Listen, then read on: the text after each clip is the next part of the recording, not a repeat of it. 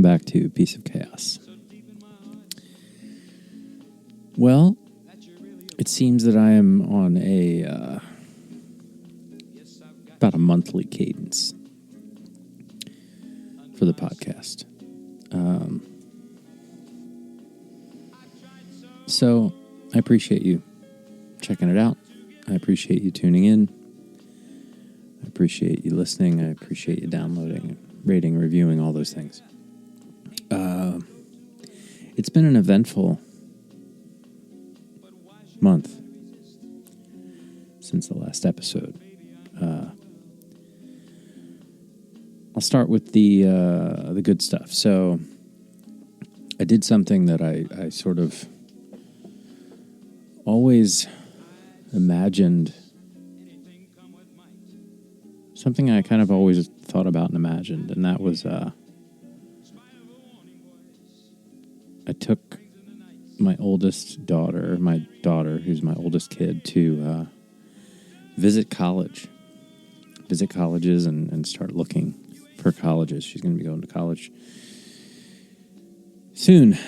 And it was an absolute trip going to college. We went up to the Pacific Northwest, visited a couple of schools up there, spent some time in Seattle, some time in and around the city. And, it was very interesting because Seattle is not a giant city. It's a pretty walkable city. It's a nice, manageable city. Great public transit.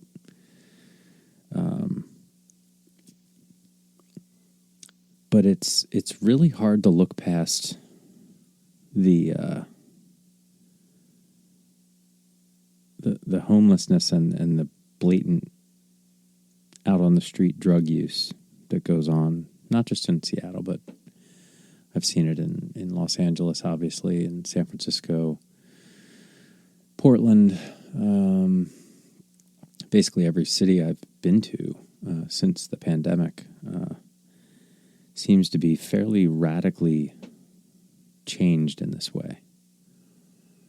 And that's very frustrating to see. It seems like a problem I don't even know how to begin solving. But it does really change the perception of a city, because I think the allure of going to the big city, as a kid,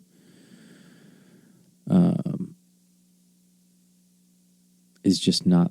It's just not the same. I mean, there's a fear of it. There's a stress of it that I think I don't know. I never really had that before, and maybe it's a protection thing because I'm there with my daughter and I notice it more. But it's there anyway, and it just I just don't know what you do. I don't know what you do. I don't know what policies you put into place. I don't know what you can do to help as an individual or as a city government, federal government. I don't know. I do know that I don't remember ever seeing anything like it in my lifetime.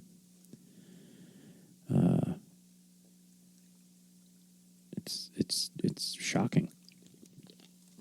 But anyway, so we went on these college tours, and man, it just made me want to go back to college. The buildings, the students walking around, just knowing that they're, just at the beginning. They're at the beginning of their lives. They're learning. They're curious.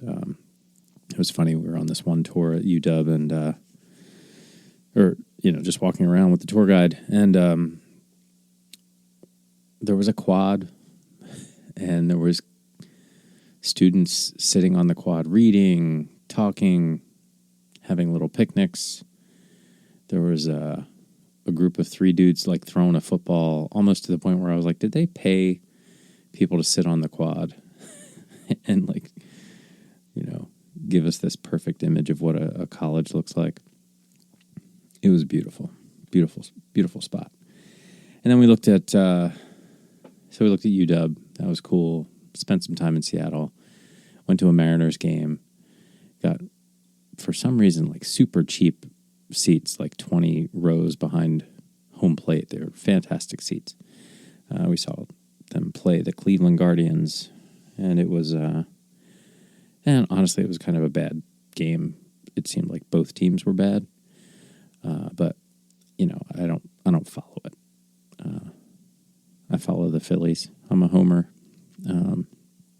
Any other team just doesn't appeal to me. So, but it was pure baseball, seeing a new stadium, seeing how the layout is, trying the food. On the trip, we tried a lot of different pizza, like Dave Portnoy style. Just a slice, one bite, everybody knows the rules, and that was funny. That was fun. So we saw UW. That was cool. And then we drove from Seattle to Portland, which is about 3.5 hours. And then on to Eugene, which is another 2 hours or so from there, to see the University of Oregon. And that was awesome. That was really awesome because Eugene is a really cool little college town, as opposed to UW, which is a university kind of parked on the outskirts of a city. This is Eugene is a town with a college in it. So it really reminded me of my college experience at Westchester University in Pennsylvania, where it's just a little town with a university in it. And when school's in session, 20,000 people invade the city and take it over essentially for the school year. But then it returns to a quaint little town in the summer and over Christmas breaks and stuff like that. So very cool vibe. Had an amazing tour guide who was one of my friend's daughters, actually, who gave us this incredible insider's tour of the city or of the school, and answered all the questions, and it was amazing. It was amazing. It was an incredible experience. It was an incredible experience to revisit college and just wish I could enroll and just start up again, because I have so many fond memories of it. And as I've gotten older, I've really come to love learning even more than I did then. So I was just jealous more than anything. I just wanted to go back and go to college again. And also very excited for her, very excited for her to take this on. She's going to have a blast. And then came back home, and it was so much fun. It was so great to have so much time with her, just hanging with her, getting laughing with her, and sharing that, talking about college, and it was awesome. It was an awesome trip, and I think we're going to do a couple more. And but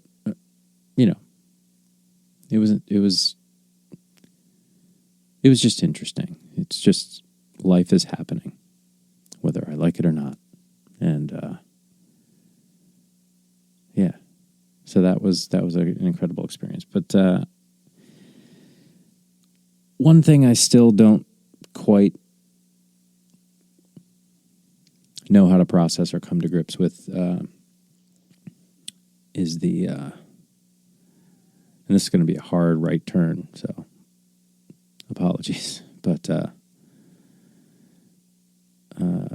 really close friend of mine passed away. She's younger than me, 2 years younger than me. Super aggressive cancer. And there's a Stoic philosophy that talks about the idea that you should ponder death every day. Not ruminate on death, not spiral out of control about death. Just acknowledge it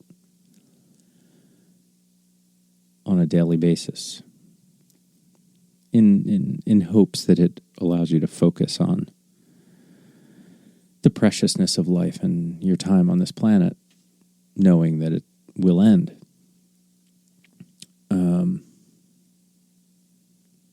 And I think I try to do that.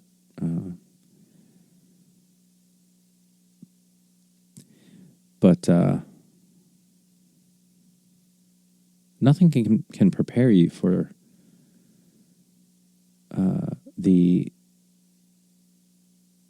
when this starts to happen. You know, like you get to a certain age, this is just what starts to happen. Is you start to lose people.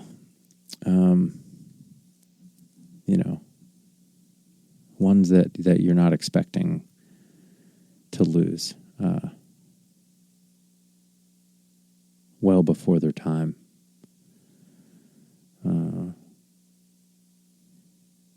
And it's really, really odd and unsettling. And I think this is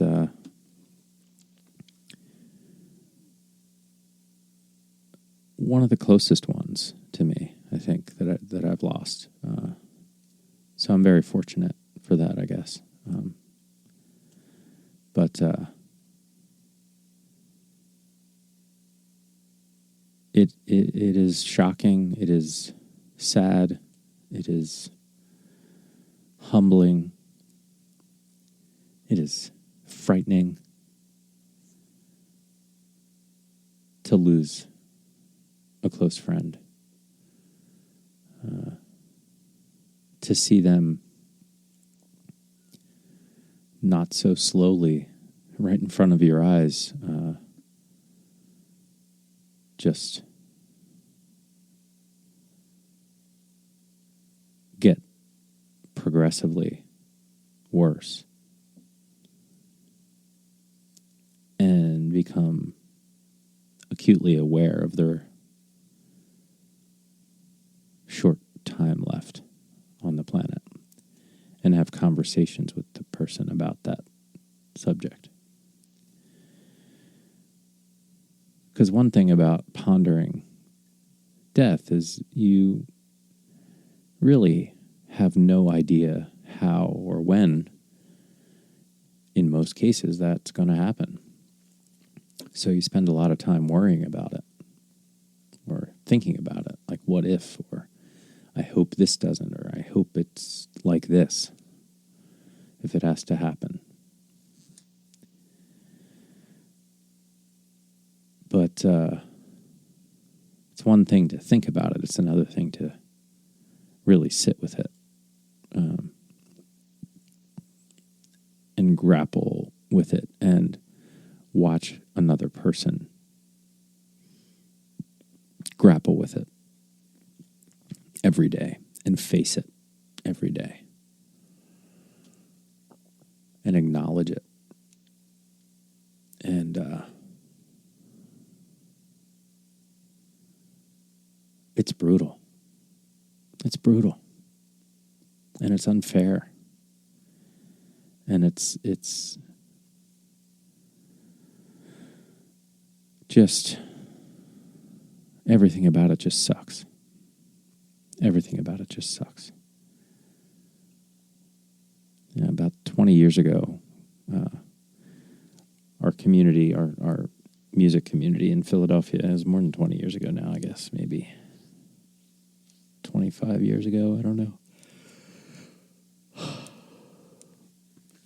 Our music community in Philadelphia, it had to be at least 20 years ago because I was still living in Philadelphia.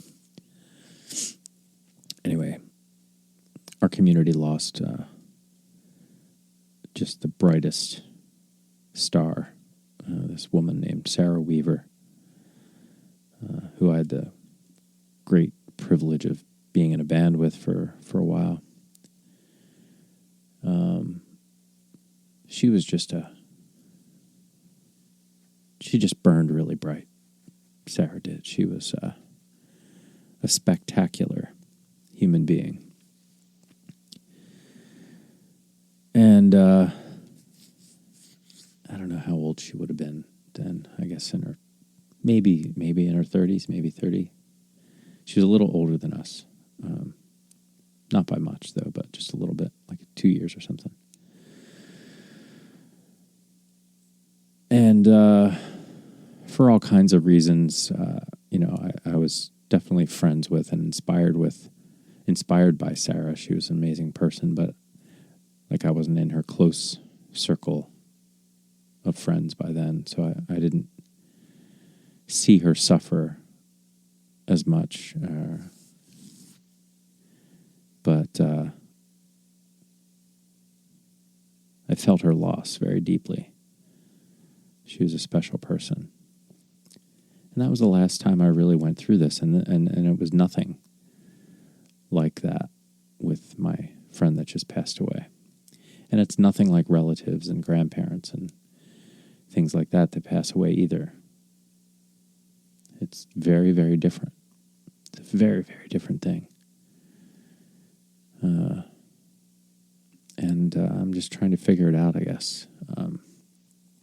Figure out how to navigate it, and it's only just begun because there's going to be upcoming events and ceremonies and dedications and memorials and things like that.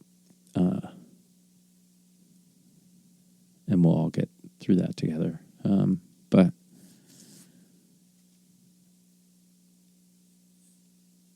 it's just a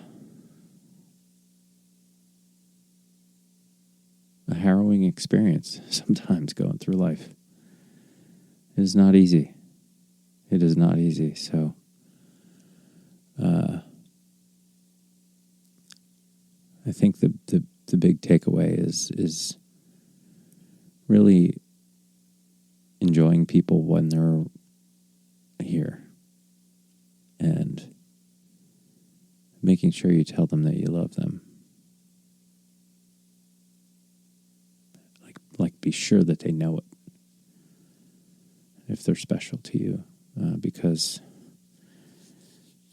you won't always have the next opportunity to tell them. And I think, at least I think it would bring me hope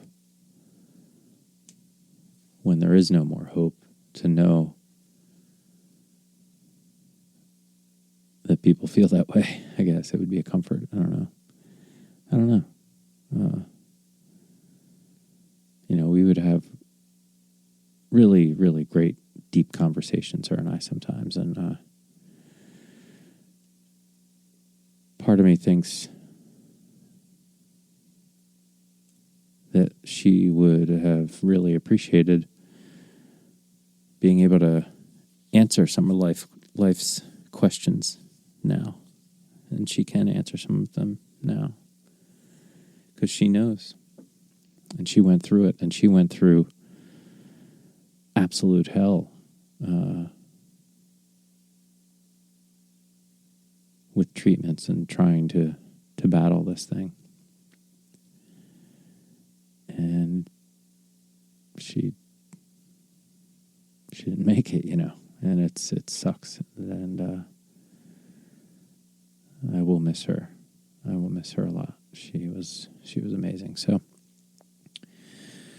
that's partially why this thing's monthly, because man, the months are taking it out of me, man. They're taking it out of me. But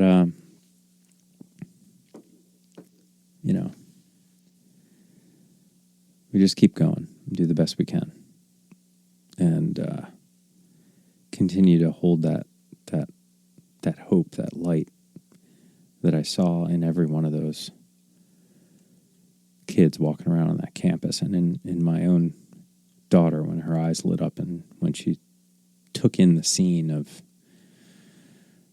imagining herself with her backpack and her book and her,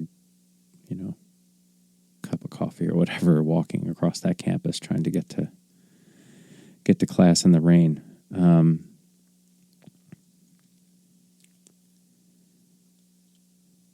Life is magic, and it's really, really flies by sometimes.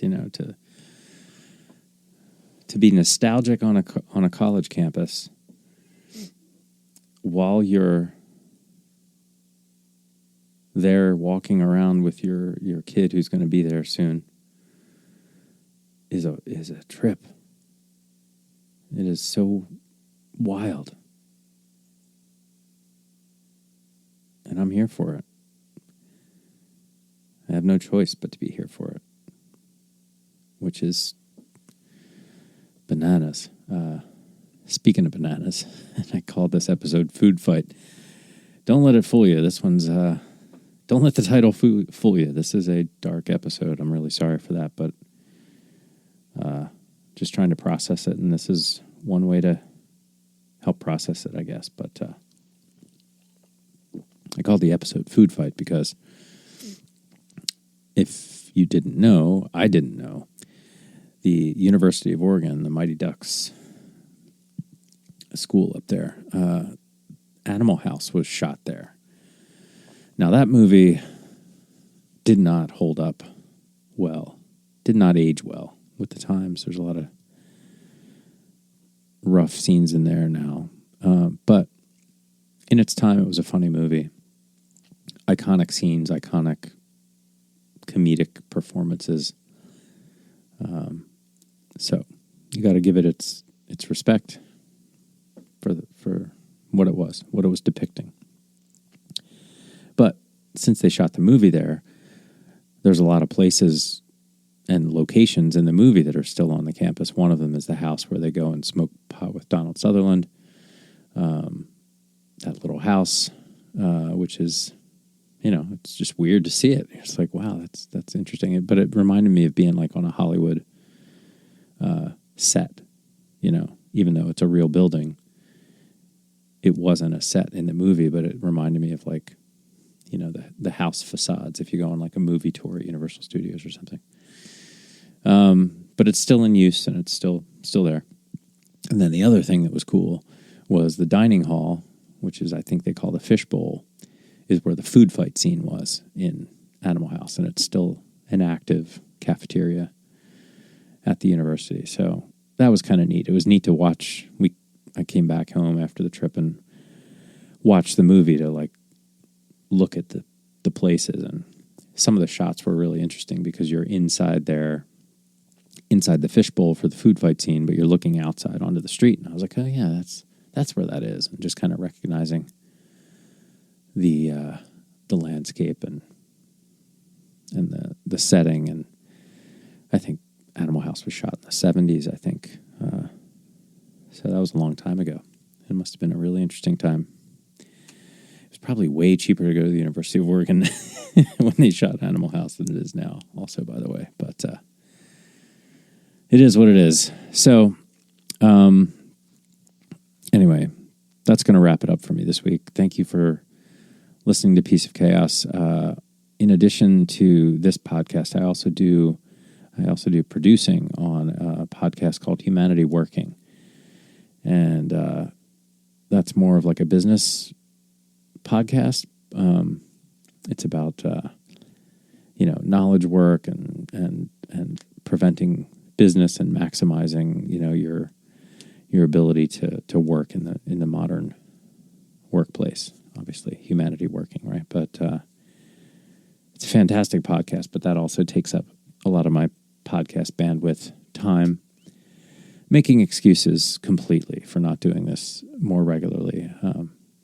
But life is happening all around us, and I'm doing my best. So, again, thank you for everybody who listened.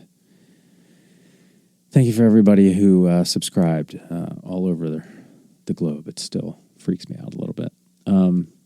But yeah. Try and keep everything together and have a good, safe next couple of weeks. find some peace amidst the chaos, right? Yeah, that's it for now. Thank you so much for listening, and I'll see you in a couple weeks. Thanks. Yes, I've got you under my skin. I've tried so not to give in. I said to myself, this affair ain't never gonna go too well. But why should I try to resist when, baby, I know too well that I've got you under my skin. I'd sacrifice anything come what might for the sake of having you near, in spite of a warning voice that rings in the nights, repeats and repeats in my ear. Don't you know, little fool, you ain't never gonna win. Use your mentality, wake up to reality. But each time I do, just the thought of you makes me stop just before I begin.